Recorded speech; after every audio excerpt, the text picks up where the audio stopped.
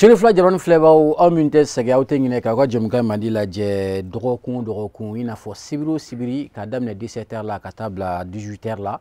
aw ka jɛmukan mandi ni a dabɔra Mali sifinnakaw kama nanzarakan na jeunesse développement a bɛ cogo yan nɔ min b'a to an bɛ se ka masala jamana kunkankow kan cogo min na ani fana ka kuma sifinnakaw kunkankow kan a bɛ se ka kɛ gɛlɛyaw ye i n'a fɔ a bɛ se ka kɛ baara ɲini ye walima a bɛ se ka kɛ projet montew ye o de cadre kɔnɔna na sibiri o sibiri an bɛ ɲɔgɔn sɔrɔ Sherifla Jabaranin kan yan nɔ an n'an sifiɲɔgɔnw ka se ka o babu k'o kɔnɔ kuma ɲɛfɔ an filɛbagaw ɲɛna ayiwa an minnu bɛ Côte d'Ivoire jamana kan Burkina jamana kan Guinée Conakry fo ka taa Sénégal jamana kan an bɛ foli di aw bɛɛ lajɛlen ma nin waati la an bɛ filɛ Faransi jamana kan an balima dɔw bɛ yen nɔ kɛrɛnkɛrɛnnenya la famille Jakite olu ko jɛmukan in ka d'u ye sibiri o sibiri 17h waati la u bɛ sigi ka lajɛ an bɛ foli belebeleba di aw ma ka tila ka maliyɛn den bɛɛ lajɛlen fo aw bɛ yɔrɔ o yɔrɔ ka daminɛ ayiwa Bamako Kayi fo Kidal fo Congo Brazza sabula yen fana maliyɛnw ka ca yen k'an filɛ kosɛbɛ kosɛbɛ ayiwa babu min ni o b'an bolo bi babu ɲɛnamaba don a nafa ka bon kosɛbɛ sabula dɔgɔkun 2 tɛmɛnen kɔfɛ Mali kelen ka a tɛgɛ da Kidali dugu kɔnɔna kan ni o ye Kidali ville ye an ka finitigilakaw u ka wulikajɔ kɔnɔna na a kɛra sababu ye ka Kidali kɛ Mali ta ye bibi na ayiwa a kɛra kabini san 11 bɔ ɲɔgɔn ko la Kidali kun tɛ Mali bolo nka ala ni an ka finitigilakaw ka wulikajɔ bibi na an bɛ se ka fɔ tare don sabula bibi na Kidali kɔnɔ i bɛ bɔ heure min na i bɛ don heure min fana ka di ye o b'a yira k'a fɔ ko a bɛ se ka fɔ Kidali kama bi ko Maliden don kadara kɔnɔna na a ye wele bila sifiɲɔgɔn 3 ma ni minnu bɛna jɛ ka babu in kɔnɔ kuma fɔ an ɲɛna babu o de ye après la reconquête de la ville de Kidal par les femmes quelle stratégie pour faciliter l'insertion socio-économique des jeunes ni o ye ayiwa n'a ma ɲɛ k'a fɔ ko Kidali kɛra Mali ta ye fɛɛrɛw jumɛn de kan ka tigɛ min b'a to ka se ka baara di sifinnakaw ma don n'a nataw la u kana wuli k'a fɔ ko baara tɛ yen gɛlɛyaw bɛ yen u fana kana fara an juguw kan ayiwa an ye maa 3 wele an n'olu de bɛna jɛ ka kɔnɔ kuma ɲɛfɔ ɲɛna maa fɔlɔ o ye an balimakɛ Cheikh Oumar Traoré ni bɛɛ b'ale dɔn ni Yafa ye politique maa don politique tɔ min bɛ yen ni o ye Nɛma ye ale ye olu ka sifin ɲɛmaa ye an y'a wele a nana an ka wele jaabi ni Ala sɔnna ma sɔnni a bɛna da don an ka babu la salamu aleykum monsieur Traoré ma filanan ale an balaka ye madame Dème Lala Diaby musow ka jɛkuluba min bɛ yen nɔ ni o ye mouvement ye ale ye o ɲɛmaa ye ni o ye mouvement Mali Kura elle est la présidente de ce mouvement merci beaucoup madame Dème ma sabanan ni ma laban ale ye an balimakɛ ye ale ye Makura y'an ka plateau kan Mahamadou Kone jɛkulu min fana bɛ yen ni o ye coalition des forces juvéniles pour le renouveau du Mali ni o ye kɔfɔri ye ale y'u ma ye an y'a wele a nana an ka wele jaabi ani ni maa 3 de bɛna jɛ ka jɛmukan kɔnɔ kuma ɲɛfɔ ɲɛna yan'o cɛ an b'an filɛbagaw fana fo minnu b'an ka studio kɔnɔ yan nɔ an ka fɛn min ye an ka public maaw aw ni ce aw ka nali la ayiwa sisan an bɛna kuma di maa fɔlɔ min ma o de ye monsieur Cheikh Oumar Traoré Yafa kɔni baasi t'i la ça va? Oui, ça va alhamdulillah. I nana an ka wele jaabi a diyara an ye kosɛbɛ i ye politique maa ye ni o ye Nɛma ye ayiwa i ye sifinnaka fana ye i jijalen don kosɛbɛ i ka wulikajɔ bɛ bɛn politique baaraw ma ayiwa n'a ma ɲɛ k'a fɔ ko i ye Maliden fana ye an bɛ se k'a dɔn bibi na nisɔndiya jumɛn bɛ e la k'a fɔ ko Kidali kɛra Mali yɔrɔ dɔ ye bibi na kabini san caman tɛmɛnen o wulikajɔ ni o sɔrɔla an ka finitigilakaw fɛ o la dakuɲɛ fɔlɔ jumɛn b'e bolo? Ok bon bɛɛ lajɛlen fo a diyara ye a lajɛbaga Mali kɔnɔ ani Mali kɔ kan an bɛ bɛɛ lajɛlen fo bɛɛ bɛ émission na ka bɛn ni ka wagati min ye donc an b'o folikan di bɛɛ ma a diyara ye kɔfɛ an b'aw yɛrɛ fo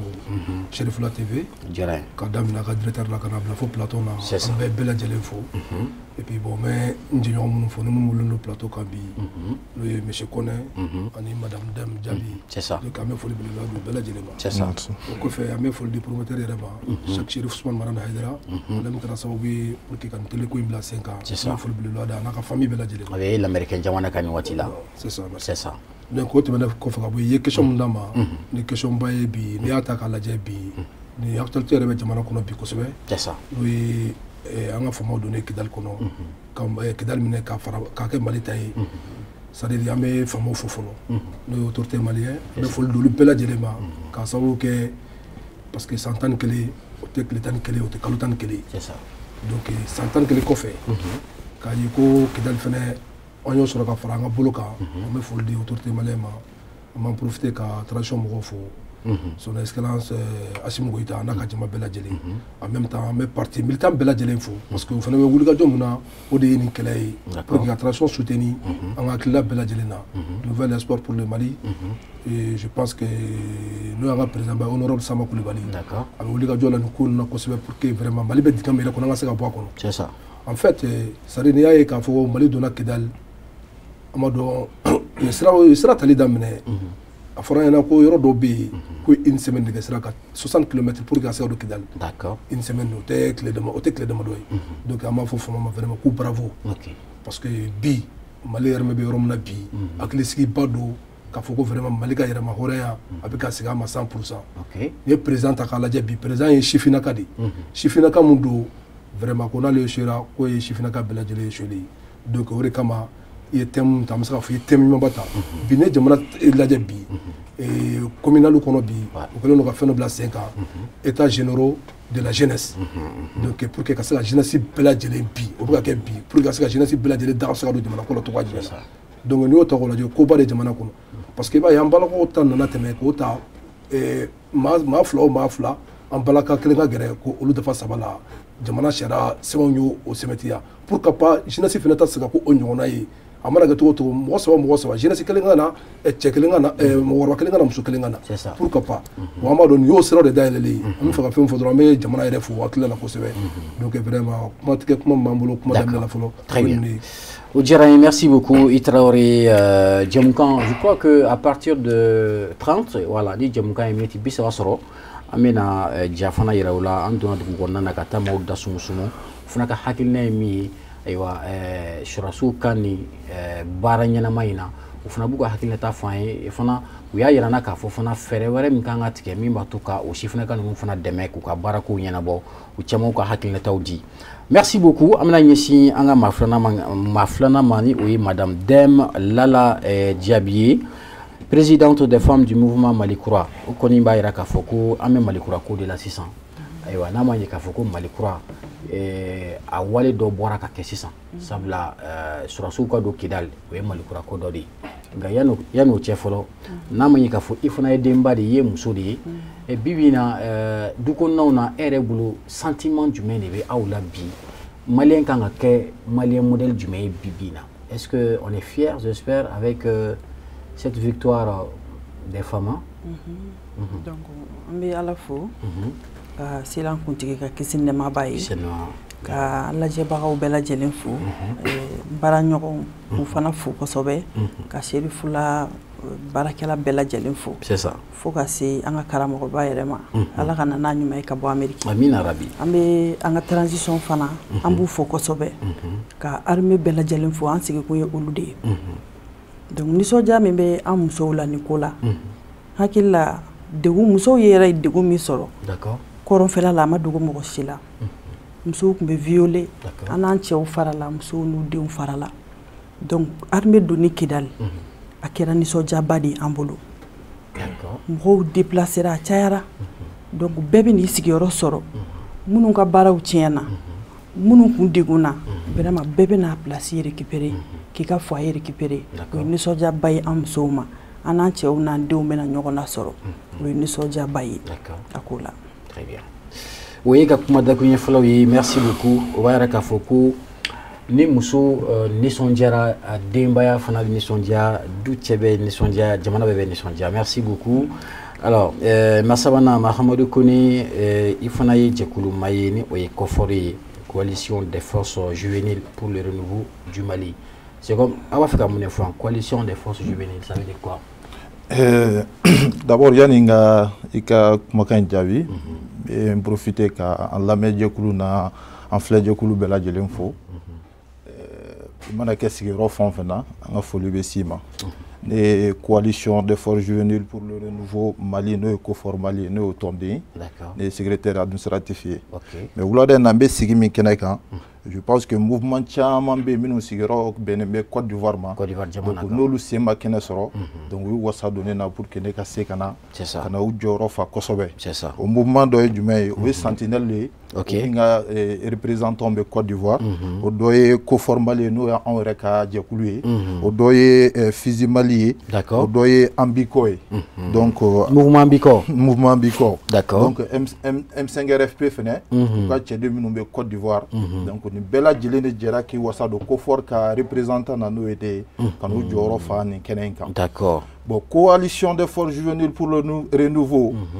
jekulu de do d'accord jekulu mi chifin jekulu dama fara ɲɔgɔn kan i kɛra parti politique kɔnɔ i kɛra organisation de la société civile kɔnɔ donc i yɛrɛ a ka di ye ka baara pour que jamana ka se ka yɛlɛma ka taa tagabolo ɲuman na donc i b'i yɛrɛ ye nin jɛkulu in kɔnɔ donc o de ye k'u ka jɛ ka fara ɲɔgɔn kan chifin jɛkulu pour que ka jamana dɛmɛ a ka se ka sira ɲuman ta cogo min na. Très bien. Ka jamana dɛmɛ a ka se ka bɔ nɔgɔ la cogo min na i n'a fɔ finitigilakaw ye min kɛ nin waati la. Alors, n'a ma ye k'a fɔ aw fana ye sifinnaka jɛkulu ye bibi na Kidali minɛna alhamdulillah alors est-ce que e bolo Kidali minɛlen y'a bannen ye wa? An bɛ se ka min fɔ o yɔrɔ la Kidali minɛlen ye baara n'o sɔrɔ 100 sarada o 100 sarada o de kan ka kɛ baara la Kidali minɛnen o ye 70 de kɛlen baara la. D'accord. Donc an bɛ min fɔ Kidali minɛni a kɛra nisɔndiyaba ye jamanadenw ma. Kidali bɛ minɛ don min na Malien den kelen-kelen fɛn o fɛn n'i b'i sigi i sigiyɔrɔ la a kɛra i ka du kɔnɔ bɛɛ ye nisɔndiya sɔrɔ. Kidali bɛ bin don min en 2012 Malien den kelen-kelen fɛn o fɛn fasoden ɲumanya jeli bɛ Malien fɛn o fɛn na bɛɛ y'a dɔn k'a fɔ ko an tɔɔrɔla Kidali minɛni sen fɛ parce que Kidali ye Mali dɔ de ye. Donc Kidali reconquête le 14 novembre an ka forces armées ka don Kidali vraiment a diyara an ye a bɛnna an ma. Mais nin baara in ma se ka kɛ cogo si la ka ɲɛ sɔrɔ fo ka kɛ jamanaden ɲuman dɔw ka wuli ka jɔ sen fɛ o dɔ ye jumɛn ye an bɛ armée bɛɛ lajɛlen fo à travers les 5 colonels u ye baara min kɛ u nafuradama ni sisan cɛ ka daminɛ i bɛ ka binni na 2020 ka na se bi ma ani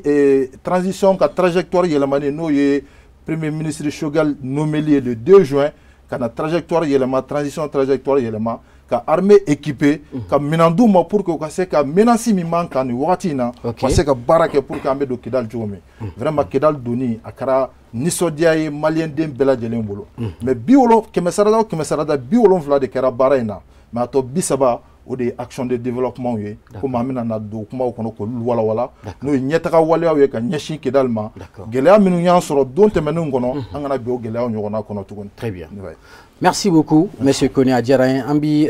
i baaraɲɔgɔn bɛɛ fo kɛrɛnkɛrɛnnenya la an balimakɛ ale bɛ Côte d'Ivoire jamana kan nin waati la Ousmane Fofana a fana y'a ka tɔnden ye a jijalen don kosɛbɛ.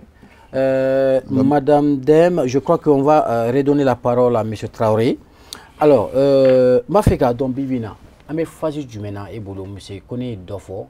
ko 100 sarada o 100 sarada 70 o de kɛra a tɔ 30 alors o ye action de développement ye i n'a fɔ jumɛn ni jumɛn parce que ni région minɛna alors mun ni mun de kan ka kɛ parce que an b'a dɔn hali bi gɛlɛyaw bɛ yen mais o gɛlɛyaw bɛ se ka kɛ mun ni mun de ye e yɛrɛ bolo bibi na yan'an ka an da don juste yan'an ka da don gɛlɛyaw la mais e yɛrɛ bolo tout de suite qu'est-ce qui doit être fait pour pouvoir au moins gɛlɛya minnu bɛ yen ka se ka dɔ b'olu la ani fana baara sɔrɔ siraw i n'a fɔ hɛrɛ sɔrɔ siraw olu kan ka kɛ mun ni mun de ye e bolo pour que gouvernement ka se ka olu kɛ priorité rapidement ka se ka olu daminɛ. Ok, vraiment, il faut que ce soit une question. Et les questions ɲumanba de ye parce que n'i y'a ta k'a lajɛ an donni Kidali a ye fɛn camanba dayɛlɛ Kidali déjà ka ban i b'a fɔ n balimakɛ bɔra k'a fɔ cogoya min na 100 sarada o 100 sarada 70 kɛra donc gouverneur nommera wa gouverneur taara donc a ma don koba ye fɛnɛ jamana kɔnɔ. Mais il y avait le gouverneur hein? Non. Gouverneur kun bɛ yen. Gouverneur kun bɛ yen mais gouverneur kura nommera mun kan ka taa donc n'o ye. an b'a fɛ ka action kuraw quoi. Général Gamou. Innovation quoi. C'est ça général Gamou o ka tagali ye fɛn kura de ye Kidali kɔnɔ donc i b'a ye k'a fɔ k'o ye hakilisigiba fɛnɛ ye Mali yɛrɛ bolo parce que cɛ mun don an b'a dɔn vraiment ale Kidal kono malien bela jele kunkolo be lafiya parce que dana mun dale flena kan ni président fo ko bay mais me segin kana tuguni o de Mali yɛrɛ k'a lajɛ fɔlɔ ka jeunesse fara ɲɔgɔn kan parce que bi n'i y'a ye Mali jiginna ni dingɛ kɔnɔ Kidal fan yɛrɛ fɛ kosɛbɛ parce que lavage cerveau de kɛ denmisɛnninw na donc denmisɛnninw ni baara ka dɔgɔ u bolo donc k'a ye i bɛna denmisɛnnin tɛ 1000 sɔrɔ kalo kɔnɔ u bɛna 500 600 proposer a ɲɛna donc i b'a ye a bɛ k'a ka faso ma jugu ye ka lavage cerveau kɛ denmisɛnninw na tuguni k'u c'est à dire a b'a fɔ cogo di k'u hakilila lasegin ka na c'est à dire ka jamana kanu don denmisɛnninw yɛrɛ dusukun na fɔlɔ k'a dɔn k'a fɔ ko vraiment an ma ka marifa ta a ka jamana kama a ka jamana de quel que soit hakililaw ka se ka ta k'a lajɛ o de kama n y'o de fɔ états généraux min daminɛlen filɛ nin ye jeunesse tɔgɔ la nin bɛna kɛ fɛnba de ye u ka ba don Kidal ta la kosɛbɛ ka Kidal denmisɛnninw ka essayer ka bɔ n'u ye ka na fan wɛrɛw fɛ u n'o jeunesse ka se ka sigi u ka baro kɛ jamana kan c'est à dire hakilila minnu bɛ yen u ka se ka échange k'u ni ɲɔgɔn cɛ la an b'a dɔn o bɛ kɛ koba ye nin fɛn kɔnɔ ka jeunesse dɔw fana ta ka bɔ région wɛrɛw fana kɔnɔ ka taa n'u ye Kidal région kɔnɔ donc u ni Kidal jeunesse ka se ka hakilila échange kɛ kosɛbɛ pour que an bɛ gɛlɛya min kɔnɔ an ka se ka bɔ a kɔnɔ. Mais est-ce que e bolo sisan sa o bɛna se ka kɛ k'a fɔ ko malien den dɔ ka bɔ yɔrɔ wɛrɛ la ka taa Kidal parce que est-ce que an b'o phase la fɔlɔ. Ouais an b'a phase la déjà parce que n y'o de f'i ɲɛna n ko fɛn dɔ de daminɛ n'o jamana kɔnɔ bi n'o ye états généraux de la jeunesse a bɛ ka munumunu de bi ye communal ye régional bɛna daminɛ régional la Kidal tɛ o la Kidal b'o la donc o b'a yira k'a fɔ ko n'i ye jamana kɛ bɔlen ni nin hakilila ye o b'a yira n na k'a fɔ ko c'est à dire nin bɛ se ka kɛ sans doute ka jeunesse dɔw ta ka bɔ yan ka taa n'u ye bi an ka sɔrɔsiw bɛ yen yan ta ye bi 100% fɛn foyi tɛ kun min k'an menacer jamana kɔnɔ an bɛ Ala fo la k'Ala barikada donc o ye fɛn de ye parce que ni mɔgɔw kunkolo ɲagaminen don n'i sera k'u lasegin ka na raison kɔnɔ an b'a dɔn vraiment gɛlɛya caman bɛ a bɛ wuli parce que u ka denmisɛnninw ka hakilila fana ta ka baara kɛ n'a ye n'o ye jumɛn ye an b'a fɔ ka denmisɛnninw bila jɔda la u ni jɔda minnu ka kan i b'a fɔ ka Kidal denmisɛnninw yɛrɛ fana lajɛ k'u bila baara la u bɛ se ka baara minnu kɛ a lajɛ san caman de kɛra kalan tigɛ kɛ Kidal mais ka taa ni formation ye sisan très rapidement c'est à dire waati minnu taara k'u to u ka se ka formation kɛ olu temps ninnu kɔnɔna la pour que ka se ka o ye temps minnu perdre u ka se k'o temps récupérer formation bɛ se ka na n'o de ye et puis en même temps fana entreprise ka t'olu dayɛlɛ Kidal kɔnɔ pour que denmisɛnnin naka minnu bɛ yen u bɛ se ka baara k'a kɔnɔ fɛn caman bɛ yen mun bɛ se ka développer Kidal par exemple sisan an b'a ye denmisɛnnin caman bɛ yen minnu bɛ se ka artisanal minɛn ninnu bololabaara minɛn ninnu Kidal ta ka y'a la kosɛbɛ ka essayer k'olu baara ninnu la développer yen kosɛbɛ c'est à dire u kana ɲɛbɔ fan wɛrɛ fɛ et puis kana taa jigin piège foyi kɔnɔ mun bɛ se ka u bila ka to ka jamana yɛrɛ contrôle la parce que n'i y'a ye bi gɛlɛya bonyana yen kosɛbɛ c'est à dire ɲininkɛra denmisɛnninnakaw ko kosɛbɛ o ye ne ka faamu ye fɛn kɔnɔ et puis i b'a dɔn k'u jija u ka denmisɛnninw lasegin u ka raison kɔnɔ ka faso yɛrɛ kanu d'u la parce que ne faso kanu lajɛ fɔlɔ a fɔ ko faso kanu ko limaniya dɔ ye donc n'o kuma ye tiɲɛ ye donc u k'a lajɛ u ka kuma n'u ye ka faso kanu d'u la ne faso kanu don adamaden na i b'a dɔn a bɛ faso kanu et puis a bɛ se ka baara bɛɛ lajɛlen kɛ faso ye an b'a fɔ ko ni mɔgɔ bɛ yen ni niveau t'u la u k'a lajɛ bɛɛ lajɛlen n'i ka niveau don mun ni niveau mun ka kan u k'o bila o baara la k'o baara kɛ et puis hali n'a sɔrɔ a kɛra Mali fan o fan ye hali n'a sɔrɔ a bɛ fɔ Kidal de kana fɔ Kayi c'est à dire n bɛ fɛ ka fɛn dɔ fɔ fɔlɔ Modibo Keyita tun bɛ fɛn dɔ kɛ a hakilila tun ka ɲi kosɛbɛ mais peut-être mɔgɔw ɲinɛna kɔ k'a ye mɔgɔw ka yenkadenw furu ka bɔ n'u ye ka sigi n'u ye fan wɛrɛ fɛ u fana ka fan wɛrɛ maadenw furu ka taa n'u ye ka t'u sigi Kidal n'o kɛra sisan an b'a ye fɛn caman bɛ yen fana gɛlɛya caman bɛ yen o bɛ wuli parce que n'i tɛna t'i yɛrɛ dɔw fana kɛlɛ a ma nɔgɔn quoi donc an bɛ fɛ ka fɛn fɔ dɔrɔn nin hakilila de b'an na ka nin fɔ nin wagati kɔnɔ donc vraiment n bɛ kuma la yan fɔlɔ yanni question wɛrɛ nali cɛ. D'accord. Merci beaucoup monsieur Traoré, je crois que i ye hakilina min fɔ nka ne bolo est-ce que hali bi jɛma caman bɛ yen nɔ minnu kelen bɛ ka jɛli kɛ i n'a fɔ e bolo bi bi na dans combien de temps la restructuration de Kidal est-elle possible? Bon il filɛ ka na n'o question min ye an tɛ fanga kɔnɔ an tɛ se k'o fɔ mais c'est à dire an b'a dɔn u b'a kan Kidal bɛna sigi sisan et puis an ka fɛn minnu bɛ yen a baaraw bɛna daminɛ mais baaraw tɛ se ka daminɛ n filɛ ka mun f'i ɲɛna nin fo an ka taa nin sira de kan fɔlɔ parce que ni tant que ni mankan ninnu ni fɛn ninnu bɛ yen k'a yira ka haine bɔ bɛɛ dusukun na Mali ye kelen de ye individu Mali tɛ fara Mali tɛ tila donc n'o donna adamaden bɛɛ kunkolo kɔnɔ i b'a ye maliyɛn bɛɛ lajɛlen bɛ lafiya sɔrɔ o kɔnɔ n'o de ye k'a fɔ ko k'a fɔ bi peut-être Kidal fɛnw bɔli ni fɛnw ka daminɛ c'est à dire an kana n'o option kɔnɔ fɔlɔ an ka taa ni option jumɛn ye o de ye ka Mali yɛrɛ kanu don an jɛɲɔgɔn an balima minnu bɛ yen an sinji minnu bɛ yen c'est à dire k'a don bɛɛ kun na k'a fɔ ko Mali ye kelen de ye maliyɛn den bɛɛ bɛ fa ni ba la n'i nana n'o ye n'u mɔgɔw sera k'o faamu an b'a dɔn il m'a donné projet au projet au bisa ka barake parce que mais une sinsiron doka anga président de la ka fo Amadou Toumani Touré ka fo ko wakati temena ni tran barake mena ka bla yoro en kono yi ni mo wa grita je me rappelle très bien aya fo ani muso ka sigi dola ko litran barake mena ko u ta be shun ka buyi o faso kanubaliya de quoi parce que u ba ye u na fo nu che no mena nu che abitami donc mais ne faso kanu do jeunesse là il ba ye olu ba ye ni nanen do kanga dugu développer di donc ne kanga dugu développer c'est pas la peine nga mais protéger di très bien c'est important madame Dem allez ko ka faso kanu do jeune la floni o chifina kawi ça c'est très important également mais ebolo mune kanga ke tout de suite pour que au moins que c'est un développement accéléré rapidement parce que mimbi non c'est ça défi chaman ba de be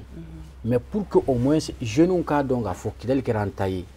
jeune qu'on a nata fin wore na fait tuguni parce que c'est ne be mabla ka fin chaman ke surtout chifina kaw alors e bulu fere jonjon tu me kanga tege 600 ka abla wolu ka bolo ko bon jamana nyamako fait pour que yere folo chifina kaw yere jaka faria ka taka Kidal c'est ça fin de madonu be wolu kanga bla en place teliala il faut kɛnɛyaso dɔgɔtɔrɔso ok a filanan ye jumɛn ye école-so de don d'accord n'u tilala olu la u k'a lajɛ ka centre de formation dɔw kɛ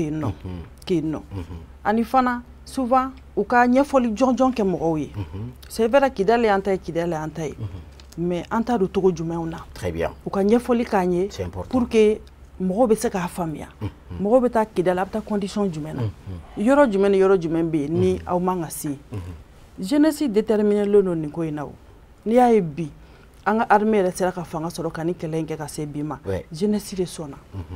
parce que u y'u bolo di ɲɔgɔn ma ka jɛ n'a bɛɛ ye k'a bɛɛ kun donc o de y'a to bi nin ko in sera ka kɛ u ka jeunesse gɛrɛw la ka kuma n'u ye k'u impliquer kow la u kana taa tatali minnu bɛ ka kɛ recrutement minnu bɛ ka kɛ teni kow ni a poste bɛɛ la u k'a lajɛ u ka jeunes de ta k'a caya faut pas que an bɔra min kɔnɔ an ka segin o kɔnɔ bilen ka taa mɔgɔ ta k'a bila baara la a tɛ se ka baara min kɛ relation ko ka bɔ a la a ka kɛ min bɛ min don a ka bila o la an ka da an ka jeunes na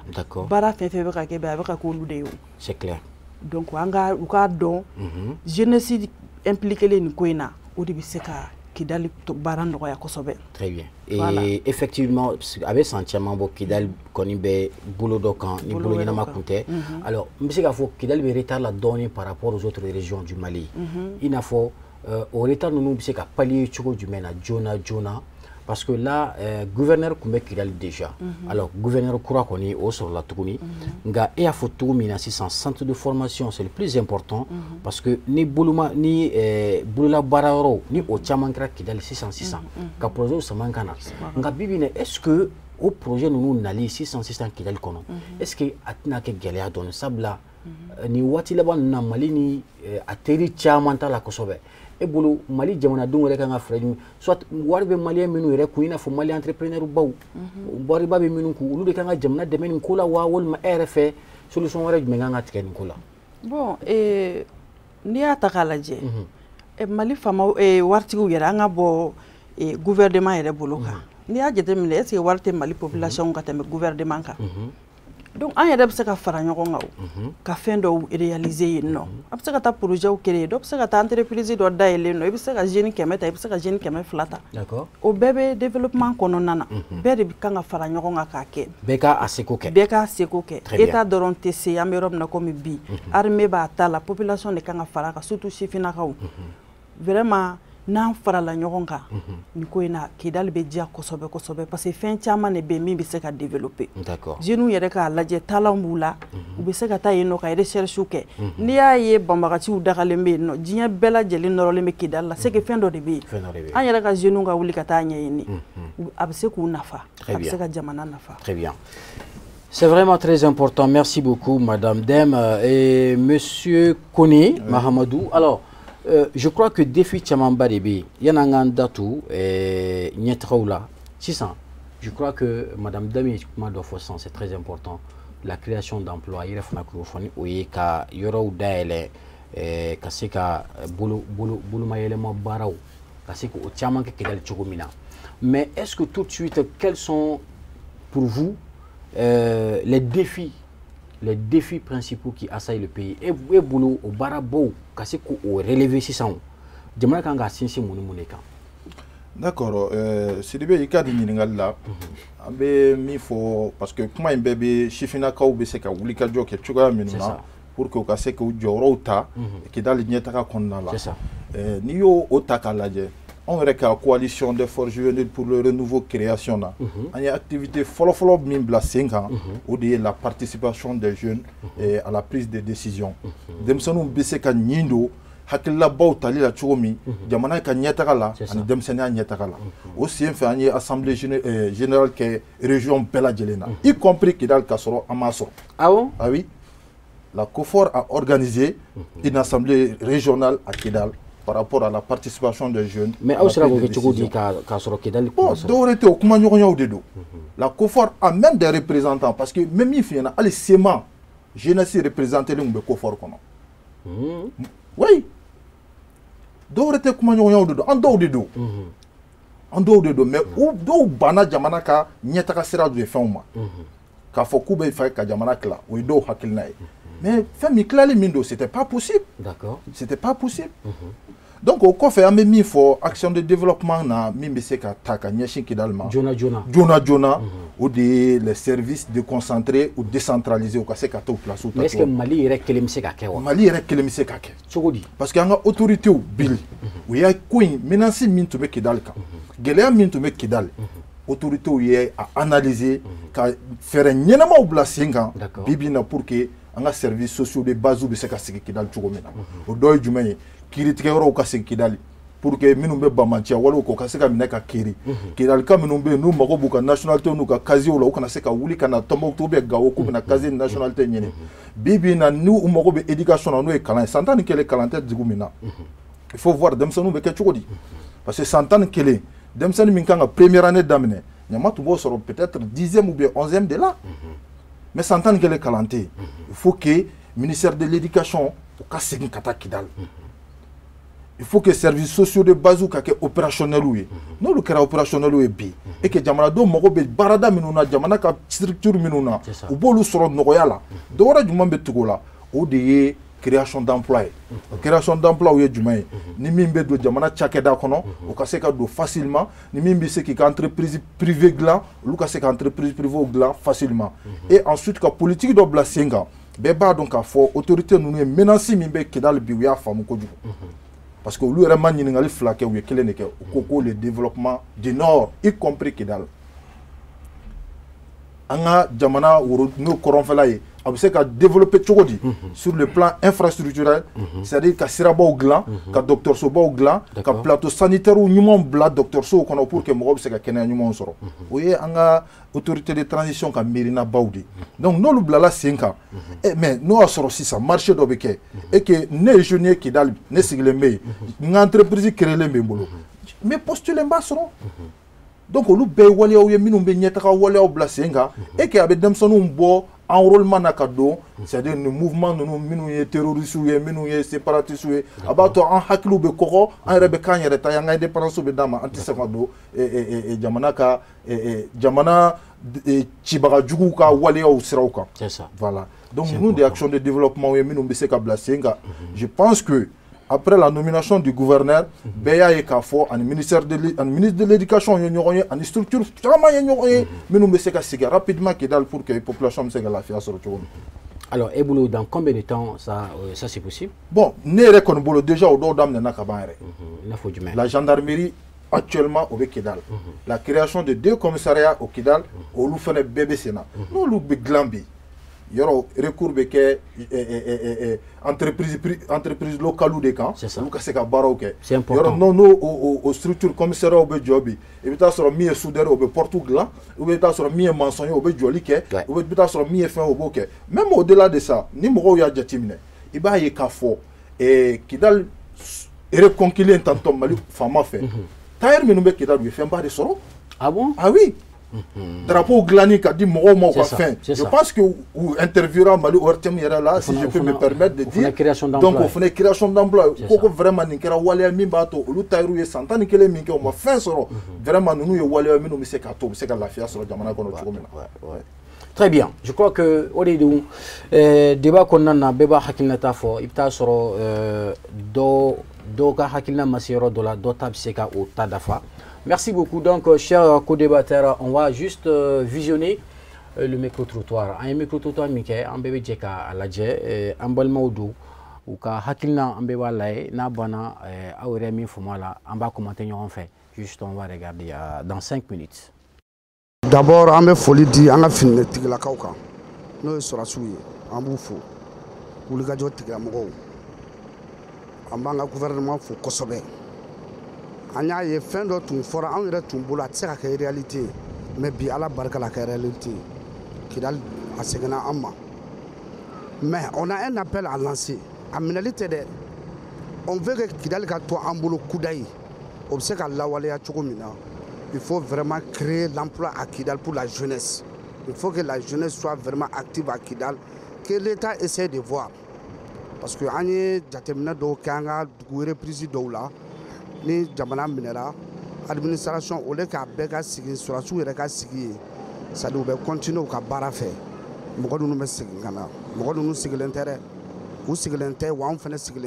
On veut que réellement Kidal a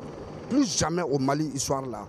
Akanga mais encore la Kidal Mera avec Chukudi. Vous les gars, Jomi Kara, on est avec qu'a essayé, qu'a administration dans la Kidal, qu'a emploi créé pour la jeunesse de Kidal. Parce que Anga Nyoko Moussalaka, Barake Baliabe Mokobla Kochamana, tant que Sifinaka Hakilina Maseka la famille, il faut s'attendre à autre chose. Amé Folike Kanyeshi, Anga armée Tchena Mousso Bela Jelema, Corps Bela Jelem Farale Nyonga, ka Douaouke Fene. Anga transition famoye yara biwe baramge alaka don malien ga doye anisonjale no ko sebe parce que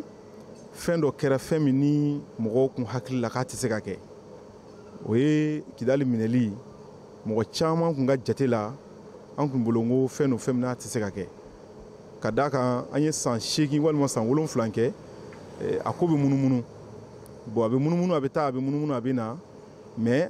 jamana wɛrɛ fama minnu b'an fɛ yan n'o tun ye Nations Unies mɔgɔw ye olu tun kɛlen don ka ŋwaran da ani u ni ɲɔgɔn cɛ donc an ka famaw tun dɛsɛlen don ka Kidali minɛ donc gɛlɛya tun bɛ yen mais ala barika la hakili la nin waati laban in na an ka militaires sera ka o kow olu ɲɔngiri donc ka se ka Kidali récupérer ka a ka malidenya ka se k'a ma donc o kɛlen min kɛra o ye kunnawoloba de ye an bolo. O ye nisɔndiya ko y'an bolo an bɛ foli lase ɲɛmɔgɔw ma o ko in na k'a yir'u k'a fɔ a diyara an ye bi a bɛnna an ma vraiment anw minnu ye jeunes ye vraiment on est très fiers aujourd'hui maliyɛnya c'est-à-dire maliyɛnya kɛlen don kunnawolo ye an bolo bi Mali kɔnɔ population na jeunesse de ye 60% sinon 65% ye sigi c'est-à-dire kɛmɛ sigi la jeunes bɛ taa 60 walima 65 la donc o kɔrɔ ye Kidali bilama haminango fɔlɔfɔlɔ min bɛ yen o ye yalama an bɛna se ka denmisɛn minnu b'a kɔnɔ an bɛna se ka mun de kɛ u ye pour que u ka se u yɛrɛ kɔrɔ parce que n'u sera u yɛrɛ kɔrɔ a b'a to banbaganci ninnu tɛ se k'u nɛgɛn ka don kojugu jatigɛwale kɛli la bon n'u ma se u yɛrɛ kɔrɔ a bɛna ni hakili misimisi ni fɛn dɔw ye o la hali ni maa ye fɛn dɔ fɔ u ɲɛna dɔrɔn ka fɛn dɔ yir'u la dɔrɔn u b'o minɛ donc u bɛ don kojugukɛlaw fɛ. Kidali minɛna a diyara n ye kojugu a diyara n ye yɛrɛ yɛrɛ de an ka tenitigi minnu tora la an bɛ dugawu kɛ ala ka hinɛ u ni silamɛ su bɛɛ lajɛlen na vraiment hali bi u ka baara kɛ baara de bɛ dimi munɛ bɔ mɔgɔ la Asimu ka nin ko in kɔni tiɲɛ yɛrɛ la ala yɛrɛ kɔ mɔgɔ si t'a a fɛn dan dɔn quoi an nisɔndiyara kojugu vraiment colonel cɛ 5 an kɔni bɛ min f'u ye ka gɛlɛya vraiment u k'u janto ɲɔgɔn na fɛn fɛn jɔrɔ b'an na o y'o de ye n'o tɛ an dalen b'u la fo ka taa tɛmɛ a daba kan u mɔgɔ 5 in vraiment u ka ɲɔgɔn lamɛn baara in kan ka kɛ cogo min u k'a kɛ ten fo ka se a seyɔrɔ la an kɔni sigilen bɛ k'o de kɔnɔ sisan vraiment an nisɔndiyara ko in na kosɛbɛ Kidali misɛnnin y'an nisɔndiya kojugu an nisɔndiyara yɛrɛ yɛrɛ de Kidali ko la an b'a ɲɛfɔ jamana ɲɛmɔgɔw de ye vraiment u k'a lajɛ cogo bɛɛ la u ka projet dayɛlɛ Kidali baara min se ka dayɛlɛ cogo min na u ka baara kɛ n'o tɛ ni baara ma kɛ u bɛ tila ka segin cogoya kelen de ma hali bi. Tiɲɛ yɛrɛ la ne ka fɔ sɔrɔdasiw ɲɛna k'u félicitation ye baara min kɛ a tɔgɔ ɲana yɛrɛ yɛrɛ de wa u tilala ka fini yɛrɛ kanu don anw sifinnakaw la tuguni ka da o kan tɔgɔ ɲana très bien sɔrɔdasiw an b'u fo k'u waleɲuman dɔn u ka nin ko in na o ye Kidali minɛli min kɛ a diyara n ye trop tiɲɛ yɛrɛ ne ka laɲini yɛrɛ o ye u ka se ka baara dayɛlɛ ka di Kidali yen nɔ ka baara yɔrɔ dayɛlɛ yen nɔ Kidali o ka d'an ye trop i n'a fɔ kan ni fɛnw baara yɔrɔ caman quoi baara yɔrɔ i n'a fɔ ka usine ni projet caman quoi wa se ka essayer k'o monter Kidali yen nɔ ka denmisɛnninw ta an ka taa yen nɔ an ka taa baara kɛ mais an bɛ se ka nafa sɔrɔ baara min fɛnɛ na quoi. Voilà, donc je crois que ça c'était là à l'instant le micro-trottoir qu'on a pu réaliser pour vous. C'est juste pour sonder un peu l'avis des uns et des autres par rapport à ce thème très très important également. Donc, au Béafamu, il y a beaucoup de choses. Alors, en donnant du Gonala, un chiffre de Sorani, Madame, ou Chamauga Hakineta Oudi, Doya Jiraka Foko, pour que Kaseka, Chifunako Kisi, Bambaratia, Waluma, Fuka Bara, Chauri, Daeleno, ou Seka Dondon Soromina. Aywa ani fana dɔw fana jira k'a fɔ nin ye koba ye ni o ye sɔrɔsiya yɛrɛ dusu don olu la. Donc ça, n bɛ se k'a fɔ la fierté est partagée. Donc là on va commencer avec Madame Dème. Alors an bɔra ka ja min lajɛ sisan et conclusion jumɛn tiré nin kɔnɔna na. Ne conclusion min tira kɔnɔ u bɛɛ da sera jeunes ka baarako ma. Donc o nafa ka bon kosɛbɛ. Ndi ko mɔgɔ ma i sigi yan nɔ i bɛ fɛn dɔ de d'a ma a bɛ min kɛ. C'est ça. An ye formation ko mun fɔ u k'a lajɛ k'olu bila en place. Mais u kana ɲinɛ musow fana kɔ. C'est ça. Ni muso basigira yɔrɔ o yɔrɔ a ka ca Ala fɛ o yɔrɔ mɔgɔ bɛɛ bɛ basigi. Parce que an denw b'an kɔ an cɛw b'an kɔ an balimakɛw b'an kɔ. C'est ça. U ka centre dɔw dayɛlɛ ka musow former i n'a fɔ galadonw safunɛ dilan a n'a ɲɔgɔnna caman caman. N'u ye musow fara ɲɔgɔn kan sisan ka centrew dayɛlɛ olu ka formation ni fɛnw kɛ. Mɔgɔw bɛ basigi Kidali mɔgɔw bɛ basigi de la a b'a to minnu fana bolila u ja bɛ farinya u bɛ segin ka na fo an ka mɔgɔw wele de u ka na filanan fana ye min ye an k'a lajɛ i n'a fɔ an ye dugutigi tɔw responsabiliser cogo min o ɲɔgɔnna ka kɛ Kidali u ka dugutigiw fana bila parce que dugutigi de bɛ se ka dugu kibaruya di an ka n'a kɛ ko Kidali minɛla dɔrɔn k'an bolo da an sen kan kɛlɛ min don caman kɛra a la i n'a fɔ a fɔra cogo min nka a ma ban pewu an bɛ ka fara ɲɔgɔn kan o de b'a to information bɛ se ka di teliya la o la ni ko min bɛ dugu kɔnɔ dugutigi bɛ se ka information di joona bon duguden fana de bɛ information di dugutigi ma a b'a layɛlɛ sanfɛ donc an k'an jija o baaraw kan n'Ala sɔnna a bɛ ɲa. Très bien. Alors monsieur Traoré i fana ye mun de faamu an balimakɛw ka nin kuma la. Bon vraiment toujours an b'a ye hakilila ninnu bɛɛ ye kelen ye c'est à dire dugukurajɔ a tɛ taa wɔyɔ kɔ donc an b'o de faamuya nin ko in kɔnɔ ninnu bɔra ka kuma min fɔ n'anw sigira o thème fɛnɛ kan i b'a ye u ka hakilila n'an ka hakilila bɛɛ lajɛlen bɛ ɲɔgɔn sɔrɔ parce que o ye mun de ye n'o toujours ka formation kɛ o de kama n y'o fɔ n ko u ka essayer très rapidement ka taa san 11 mun kɛra kalan tɛ yen formation bɛ se ka rattraper o formation bɛ se ka fɛn camanba de rattraper donc u b'a kɛ formation ye pour que u ka se ka san 11 u ye mun kɛ formation accélérée voilà u ye mun kɛ o perdiliw la Kidali ka se k'a yɛrɛ sɔrɔ ka na ku jamana tɔw la donc parce que san 11 denmisɛnninw kan ka don kalan kɔnɔ n'a fɔra ko o san 11 parce que san 7 i kan ka don kalan kɔnɔ e ye san 11 perdi i tɛ kalan na donc i b'a ye i sera san 20 ma bon i b'a ye o ka taa ekɔli la tuguni o ma nɔgɔ ma mais mun de bɛ se ka ko ne bɛ se k'a yɛrɛ rattraper o ye formation dɔrɔn de donc n'i nana formation ye ka na di i b'a ye formation qualité ka ca finikalaw bɛ yen a tɔgɔ ye di safunɛ dilan ni fɛn ninnu bɛ yen an balaka minnu fana bɛ yen ka essayer ka emploi ka créer quoi ni emploi créer ka di mɔgɔ ma k'a ye mɔgɔ ka dɔnni sɔrɔ ka bila a kun donc i b'a ye o nafa ka bon kosɛbɛ mɔgɔw ma et puis n'o ye dɔ bɔra k'a fɔ ko ka recrutement caman ko k'a kɛ ko sɔrɔsiya dusu donn'u kɔnɔ c'est bien i y'a ye sɔrɔsiw y'u se bɛɛ lajɛlen k'o la u filɛ nin ka mun bɔra ka mun kɛ sisan u bɛna recrutement kura min kɛ sisan a bɛ kɛ sababuba de ye mun bɛ denmisɛnnin caman bɔ chômage la donc en même temps fɛnɛ an k'a dɔn k'a fɔ ko sɔrɔsiya c'est à dire olu de bɛ yen i b'a fɔ k'anw de lakana n'olu bɛ k'anw lakana denmisɛnnin minnu bɛ ka taa u kana taa sɔrɔsiya fɛnɛ kɛ wari ɲini yɔrɔ ye u kana sɔrɔsiya kɛ wari ɲini u ka sɔrɔsiya kɛ faso kanu yɛrɛ n'i ye sɔrɔsiya kɛ faso kanu ye i b'a dɔn jamana ka ɲɛtaga ni jamana ka sankɔrɔta de b'o la parce que kana sɔn fiyewu ma e kelen ka sɔrɔsiya kɛ ka fɛn bɛɛ ɲɛdɔn kana sɔn fiyewu maa si ka natani dɔ k'i bila ka jamana bila ka taa don ka tugolu kɔ parce que i b'a ye u bɛ se marifanci la parce que fɛn bɛɛ la sɔrɔsiw de bɛ se a bɛɛ la donc ka taa tugu kɔ hakililajugu tagabagaw kɔ minnu bɛ jamana ci an b'o weleweleda fana di denmisɛnninw ma minnu bɛna taa sɔrɔsiya la u k'a dɔn k'a fɔ ka jamana bila fɛn bɛɛ sanfɛ ne ye jamana bila fɛn fɛn sanfɛ i b'a ye nata foyi tɛ i bila ka taa yɔrɔ ɲagami donc k'an bɛ kuma laban min fɔ ka tɔgɔ la dɔrɔn o de ye bi u k'a lajɛ kalanyɔrɔ minnu datugulen don Kidali u k'a bɛɛ dayɛlɛ donc hali k'a da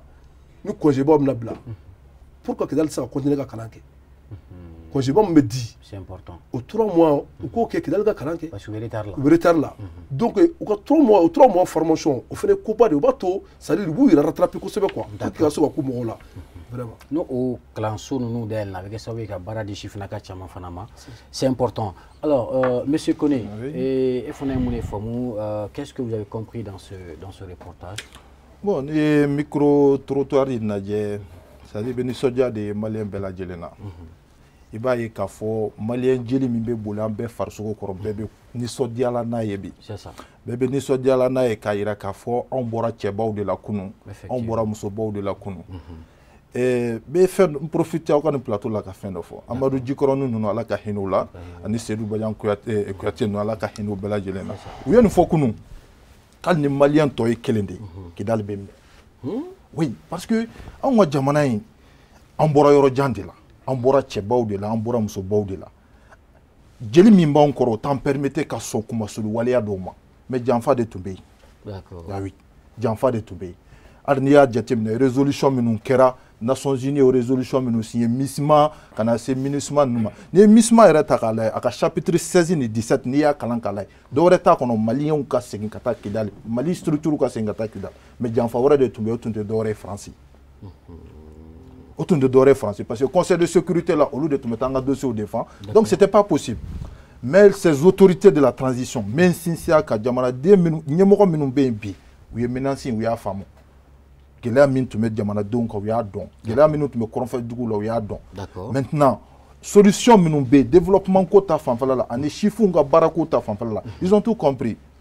n'i y'a jateminɛ APJ ani éducation parce que fɛn ko débatteurs ye fɛn o fɛn fɔ sisan formation professionnelle a n'a ɲɔgɔnna caman dɔwɛrɛ tɛ o structure minnu sigilen b'o ko ɲɛnabɔli kan n'olu taara bi dɔwɛrɛ tɛ olu ka baara y'olu de ye u b'a bila sen kan APJ lancement kɛra mamɛ est-ce que donc peut-être ɲinan Kidali fana garizigɛ bɛna don APJ la je pense que APJ ka tali dɔw kan ka kɛ ni mɔgɔw y'a jateminɛ médecins dɔw kan ka taa des agents de santé o dɔw kan ka taa tuguni mais pourquoi pas à Kidali minnu bɛ yen nɔ qui ont eu l'occasion ka kalanw kɛ fo ka santé ni fɛnw kɛ je pense que Kidali bɛ don fɛn caman de la mɔgɔ caman bɛ yen semaine passée la an ye sifinnaka dɔw ta olu caman ye docteur ye ɲinan décembre la olu bɛɛ kan ka bɔ donc je crois que yanni olu fana ka to carré kɔnɔ temi na je crois que Kidali farala Mali kan sisan fana bɛ se ka taa état bɛ se ka fɛɛrɛ dɔ kɛ hali ni seba en tout cas ka moyen dɔ kɛ pour que k'u fana recruter donc hali n'a bɛ kɛ i n'a fɔ enseignant minnu taara commune mɔgɔw fɛ ka to k'olu fana sara cogonin dɔ la pour que ka dɔ bɔ barantan la cogo min na et c'est vraiment merci beaucoup alors est-ce que ne bɛ fɛ k'a dɔn Mali ko in na n b'a dɔn politiquement i n'a fɔ musojɛkulu tɔn a k'i kɛra tɔn o tɔn ye. Mado ma caman ye wulikajɔ caman kɛ nin waati ninnu na ka se ka transition maaw dɛmɛ nka est-ce que quelque part an man kan ka wuli fana k'a fɔ c'est vrai ni transition ye baara kɛ est-ce que a bɛɛ ɲɛna wa e bolo bon n bɛ min sɔrɔ o yɔrɔ la k'a fɔ hadamadenya baara bɛɛ tɛ se ka ɲɛ fɛn min dafalen don o ye Ala de e bolo min ɲɛna o de ka ca walima min ɲɛna n bɛ se ka min f'i ye n b'a f'i ye n ko 100 sarada la 70 kɛra Kidali ka fɛn na d'abord n'i y'a ta k'a lajɛ dun ka fa o ka se ka sabati n'i y'a jateminɛ activité génératrice de revenu comme an balimamuso Jaabi y'a fɔ cogo min na musow ka se ka bolomayɛlɛma baaraw kɛ nin bɛɛ lajɛlen ou bien éducation kalan ta fanfɛlaw nin bɛɛ bɛ kɛ ni sécurité de bɛ yen hali justice yɛrɛ bɛɛ b'a dɔn k'a fɔ principe dɔw bɛ droit yɛrɛ la u ko sariya pour que a ka se ka lawaleya ko sentiment de sécurité ni légalité de don mais ni sécurité tɛ yen e bɛ kiiritigɛla bɛ se ka kiiri tigɛ cogo di ni sécurité tɛ yen exécution n'o ye kiiri jaabi min bɛ taa i bɛ se k'a lawaleya cogo di a ka gɛlɛn donc il faut que sécurité de kana fɔlɔ o de ye bɛɛba ye o de ye ko in yɛrɛ épicentre ye donc autorité y'o faamu bi bɛɛ y'a ye k'a fɔ le 14 novembre Kidali minɛnen kɔfɛ gendarmerie taara policiers taara et puis fɛn wɛrɛw bɛ ka taa Kidal bi min bɛɛ ma fɔ maliyɛnw ɲɛna. D'accord. Alors e bolo yana ka kuma di tɔw ma option jumɛn kan ka kɛ parce que a kana kɛ i n'a fɔ san wɛrɛ tɔw ta ye Kidali minɛna a ka to an bolo kura ye ayiwa jamana ɲɛmɔgɔ kan ka fɛɛrɛ jɔnjɔn jumɛn tigɛ o la sisan. Kidali minɛna a ka kɛ an ta ye a kana segin juguw bolo bilen. Je pense que ne bɛ se k'an profiter nin micro in na k'a fɔ ko kunu Kidali tun bɛ cogo min fo ka taa min kɛ Kidali tɛ se k'o cogo la tuguni. Parce que n'i y'a jate minɛ ka bɔ point dɔ la ka taa point dɔ la Kidali sirako gɛlɛyaw bɛ yen.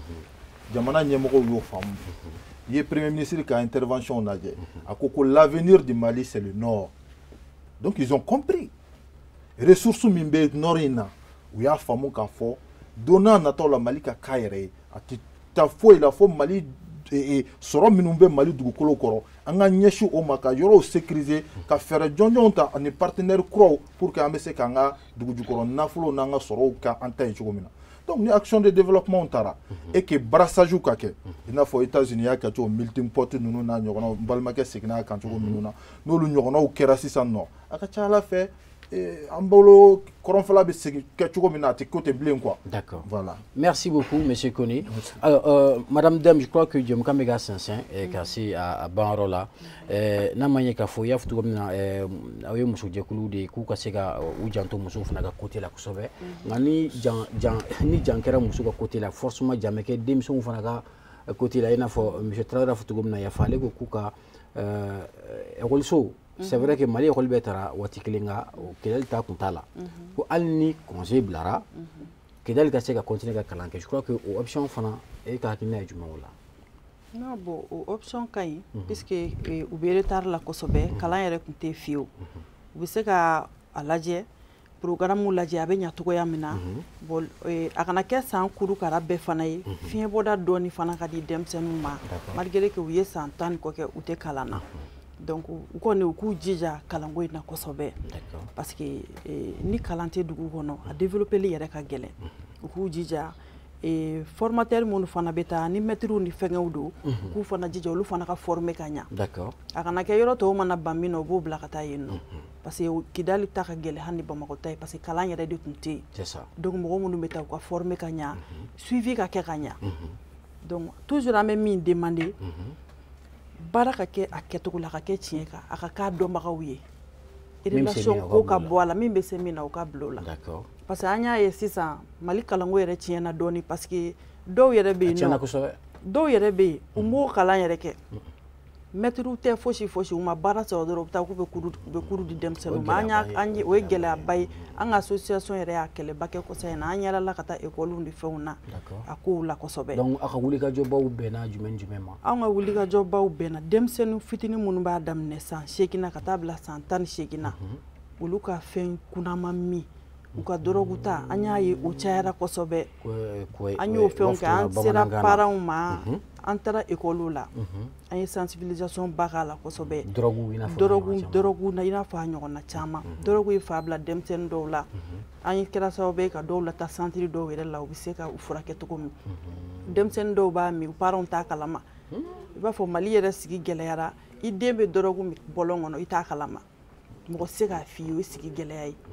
donc an kɛra sababu ye caman ta kɔni bɛ yen ka solution ɲini a la ka kuma ni parents fana ye an b'an denw yɛrɛ mara cogo min parce que réseaux sociaux ko tile in na temps tɛ faw bolo a tɛ baw bolo an t'an denw kalama an t'a ka so kalama mɔgɔ balima den t'i den ye bilen i terikɛ den t'i den ye bilen i b'i balima den ko dɔ la i tɛ se ka taa fɔ a ye donc an ko vraiment Mali kura in kɔnɔna na o ka bɔ a la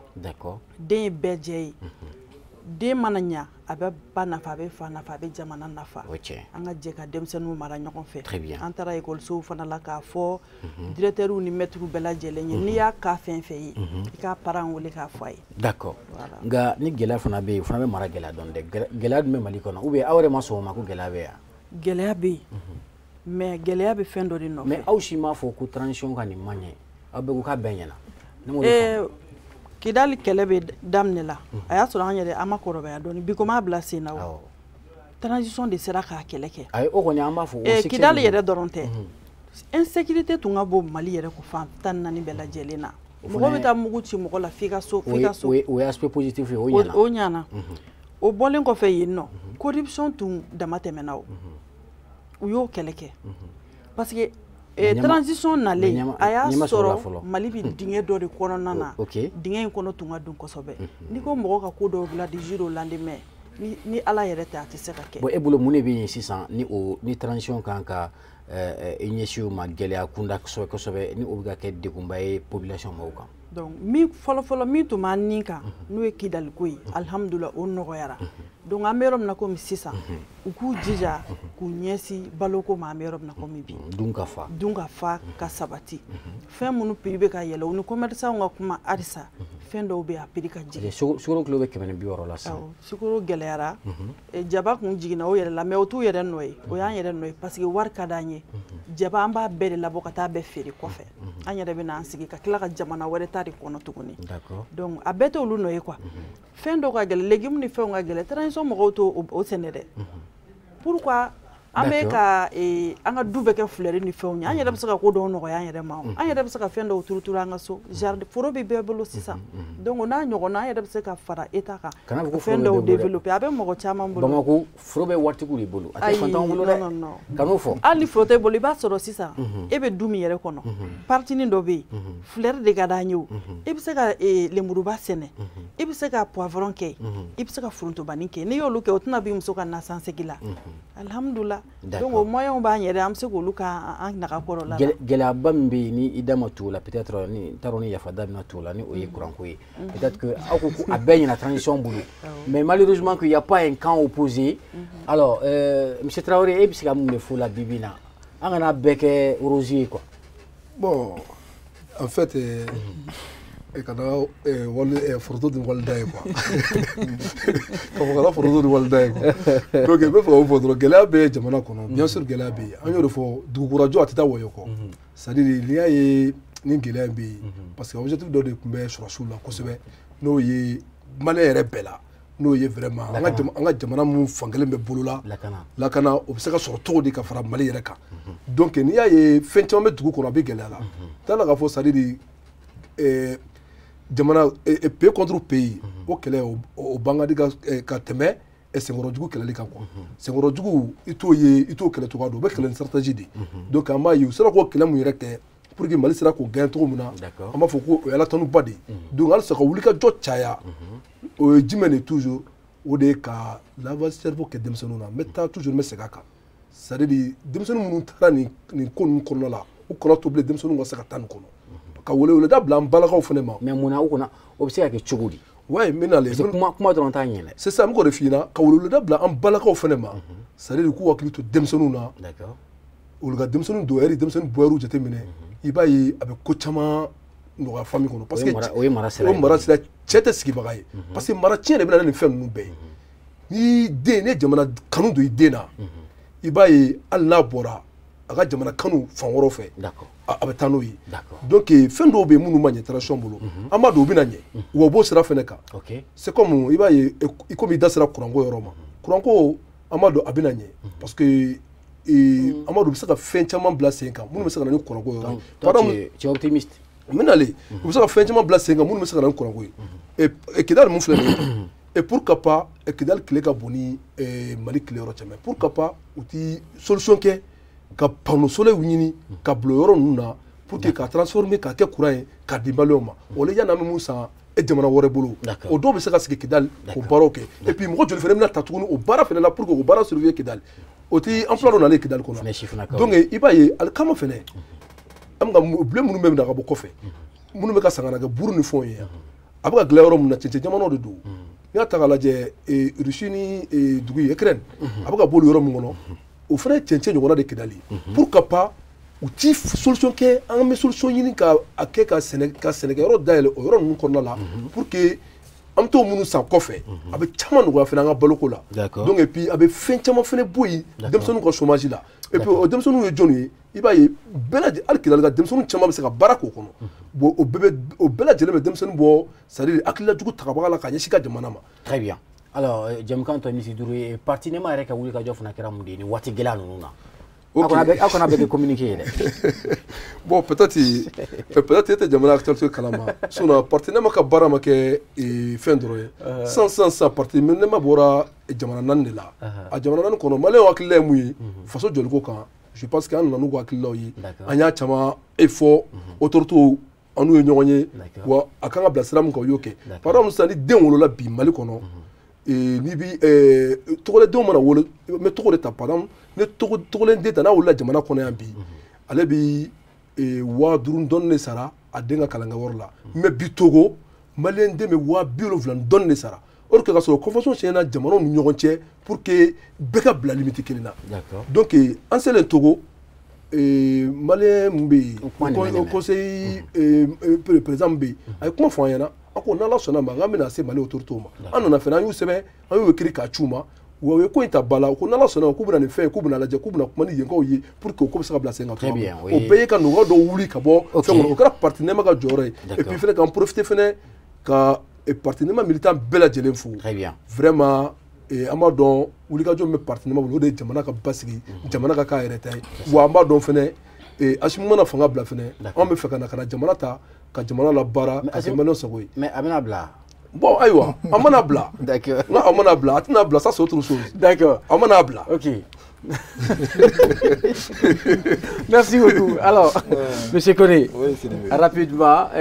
comment là-bas, parce que Djemkam, Banakaban, Alefanaga, comment là-bas, on faut déjà, je crois bien. Alors, est-ce que Bibina, Amaseka, Andat au gouvernement, peut-être ce qui a marché, un ou drone effort, maintenant, ce qui n'a pas marché, au Tchama Mafo Kosobe, point négatif ou Lumafo. Nous vraiment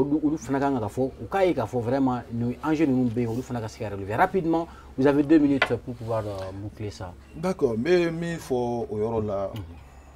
comme bamanan côté ko gere kura bo teta woyoko. Trabolo kura mental mbe anga autorité de transition fait. Certes, mi nyena la odetuma ninkan kosobe. C'est pour cela que kuma au kanka chaya no sécurité ta fafala mais fin do be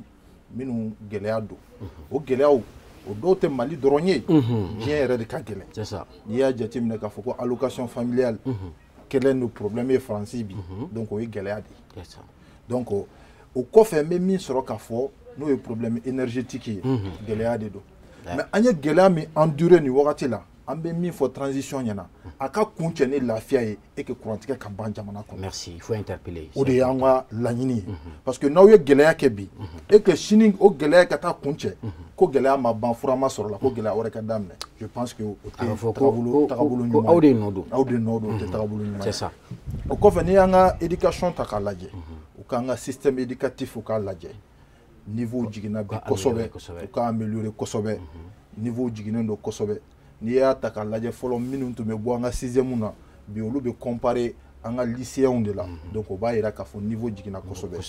bon o kɔfɛ an bɛ min fɔ ka fara kan sous développement min b'an fɛ yan a caman lasulu ye jamana nafolo suɲɛ kojugu di corruption parce que n'i y'a mɛn i bɛ taa dɔgɔtɔrɔso ba jɔ Bajangara bi ou bien n'i y'a mɛn i bɛ taa université dɔ jɔ Segu bi o k'a sɔrɔ min nafolo min kan ka don o la dɔ m'o o daraki k'o k'a yɛrɛ kelen ta ye d'accord n'i y'a jateminɛ volonté politique min bɛ yen bi an ka autorité de transition na notamment à travers le ministère de la justice n'o ye an ka code pénal n'an ka fɛnw yɛlɛmani ye ani pôle économique bilalen sen kan donc an b'a dɔn k'a fɔ ambition bɛ yen quoi. Très bien, alors juste en 40 secondes aw ka jɛkulu yɛrɛ fana ka wulikajɔ kɛra jumɛn ye rapidement. An ka jɛkulu ka wulikajɔ kɛra min ye o de ye denmisɛnw da ka se ka don faso jɔ waleyaw la. D'accord. N ye an ka fɛn f'i ɲɛna n'o ye assemblée régionale minnu kɛra y compris hali jamana kɔ kan Côte d'Ivoire parce que n'i y'a ta k'a lajɛ bi maliyɛn minnu bɛ jamana kɔ kan Côte d'Ivoire kelen bɛ pourcentage min t'a la o ka ca n'a bɛɛ ye n'i y'a ta 100-100 sara Côte d'Ivoire kelen maliyɛn min bɛ yen a bɛ 50 bɔ. Très bien. Donc n'i y'o lajɛ o kɔfɛ hali kɔsa in na an ye fɛn dɔ bila sen kan n'o ye denmisɛnninw bɛ se ka wulikajɔ kɛ cogo di ka ɲɛsin élection natɔ in ma an ye assemblée régionale kɛ Mali fan bɛɛ y compris hali Côte d'Ivoire pour que maliyɛnw ka faamuya k'a fɔ jamana tɛ jɔ ni denmisɛnw ka wulikajɔ tɛ. Très bien. Merci beaucoup. I ka foli laban i b'a ɲɛsin jɔn ma. N ka foli laban n b'a ɲɛsin n ka tɔnden bɛɛ la an ka tɔnden bɛɛ lajɛlen ma ani n bɛ kumana minnu tɔgɔ la bi n'o ye Côte d'Ivoire ye k'a yira k'a fɔ ko c'est à dire minnu sigilen bɛ jamana kɔ kan o jɔda bonyana transition ka réussite la kosɛbɛ jamana ɲɛmɔgɔw k'u ɲɛsin u k'u kɔfilɛ o la compétence dɔw bɛ o jamana malien minnu sigilen bɛ kɔfɛ u ka essayer ka olu dɔw wele ka na pour que u ka se ka na jamana bilasira cogo min na. Très bien. Merci beaucoup monsieur Koné. Alors rapidement madame Diaby, madame Dem, kuma laban jumɛn bɛ fana bolo juste vous avez une minute rapidement Hermana. Kuma laban min bɛ n bolo n b'a adressé an ka transition na an y'a ye k'a fɔ ɲinan san kɔnɔ furu min sara o furu ɲɔgɔn ma kɛ. C'est très important le divorce. Donc furusa cayara donc an b'a ɲini u fɛ u ka furu sayɔrɔ la u ka dugutigiw ni parents impliqué a la furuden fila bɛ taa dɔrɔn furu bɛ sa donc an k'a lajɛ yanni furu ka sa comme n'a ma ɲɛ u ye dugutigiw responsabiliser ka ban u ka dossier ka jigin ka na dugutigiw fɛ yen parents bɛ wele cɛ parents ni muso parents bɛ wele ka na u bɛ na sigi ka fɔ kɛ ni solution bɛ se ka sɔrɔ min na a bɛ kɛ o ten. Donc le mouvement Malikura muso bɛɛ lajɛlen fo. Très bien. Ani serifula tɔnden bɛɛ lajɛlen malien cɛman fara muso man kan a mana kɛ yɔrɔ yɔrɔ an b'aw bɛɛ lajɛlen fo. Très bien. Ala ka jamana basigi Ala ka jamana di yan. Merci Amina Rabi Ala ka dugawu bɛɛ lajɛlen minɛ aw bɛɛ ni ce aw ka nali la je crois que pertinemment i fana i ka tɔndenw fo déjà aw bɛɛ ni ce aw ka nali la an bɛ public charmant mɔgɔw aw fana heure kelen bɔɲɔgɔn ko aw ye an lamɛn aw ye hakilina caman fana faamu merci aw ka déplacement diyara n ye kosɛbɛ an bɛ an filɛbagaw fo kɛrɛnkɛrɛnnenya la an bɛ tila k'a fɔ ka segin a kan ka an filɛbagaw fo Côte d'Ivoire jamana kan kɛrɛnkɛrɛnnenya la an balimakɛ Ousmane Fofana ani ka mouvement de soutien du Mali pour la réussite de la transition en Côte d'Ivoire an b'u fo kosɛbɛ kosɛbɛ ani u n'u ka cɛden bɛɛ lajɛlen an b'u fo kosɛbɛ kosɛbɛ ani ka mouvement bien sûr présidente an b'i kɔ an b'u bɛɛ lajɛlen fo sabula u bɛ k'an filɛ nin waati la merci infiniment alors maa minnu tun b'an bolokɔrɔ plateau kan bi ma fɔlɔ kun ye Cheikh Oumar Traoré ni bɛɛ b'ale dɔn ni Yafa ye parti Nema ale olu sifinnakaw ka ɲɛmaa ye merci infiniment ma filanan kun ye madame Dem Lala Diaby elle est la présidente des femmes du mouvement Malikura merci infiniment madame Dem et enfin Mahamadou Koné il est membre de COFOR de la COFOR coalition des forces juvéniles pour le renouveau du Mali. Merci infiniment. Ni ala sona ma jamuka ina ma se ka lajɛ sibiri do a bɛ se ka lajɛ ntɛnɛn do ka daminɛ 11h la ka taa bila midi la ni ala sɔnna ma an bɛ ɲɔgɔn sɔrɔ yan nɔ semaine wɛrɛ babu wɛrɛ kɛnɛ kan ala ka Mali dɛmɛ.